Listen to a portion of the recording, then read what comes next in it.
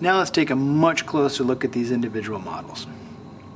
Like I said in the first introduction, it's very important to not only study what the structure looks like on this particular model, but all the different ones. But all the structures are going to be named in the same way. And it all starts with this bulge or this structure right here, and this is called the dorsal root ganglia.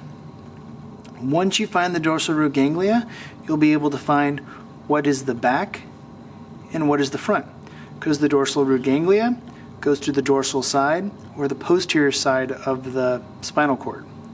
And the reason why this is called dorsal is because these were found on four-legged animals, so that's why a lot of these structures right here are going to be dorsal, lateral, and ventral, and certain ones are going to be posterior and anterior.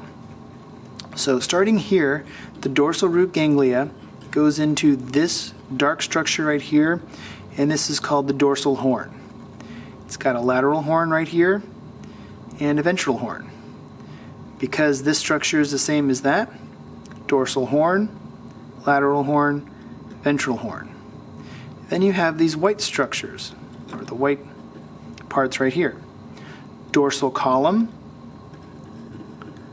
lateral column, ventral column, dorsal column, lateral column, ventral column.